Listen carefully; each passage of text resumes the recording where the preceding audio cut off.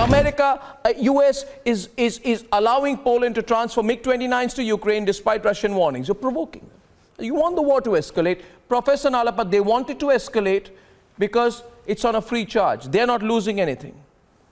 They're not losing anything. They're escalating the belligerence by speaking to the Georgian president and saying, it's the escalation. Kamala Harris is sent to needle Russia. And US leads NATO to push 17,000 anti-tank weapons into Ukraine. I'm asking them, we will take this to a point where we say, oh, we couldn't do enough in this mad scramble because they are threatened for their geopolitical dominance. They are threatened. They hate it. They hate it that Germany has said, we're not with you. They hate it, Madhav Nalapat, when Hungary says, we're not with you. But this is reality. They talk about a rule-based system which they've broken over the years, and I think we are all moving towards a third world war if we don't stop very quickly. I'd like Madhav Nalapat to come in. Let the debate be on. Thanks for hearing me out. Madhav.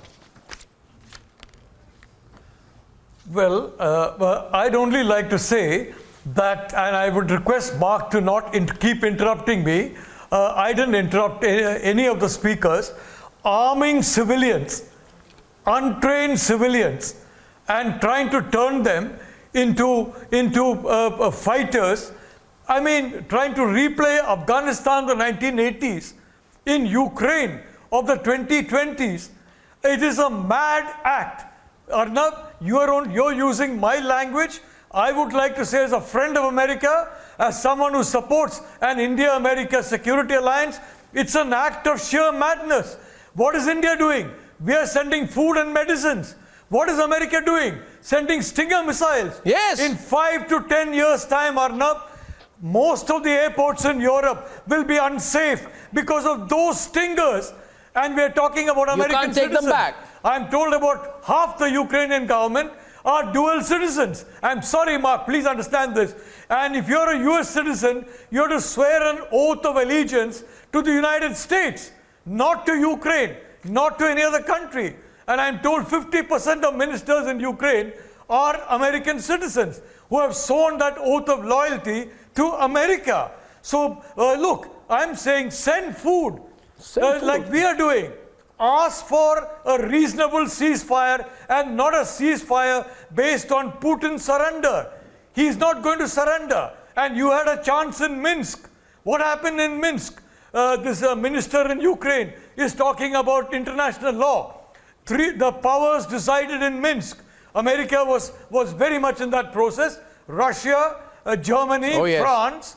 But the Ukraine will take certain steps, 13 steps. The first step was having a discussion with the separatists in Donbass and Luhansk. Yeah. Even that first step has not been done. And Ukrainian ministers are saying, we have thrown Minsk into the waste paper basket. That is your respect for international law. And I want to say, Mark, please understand one thing.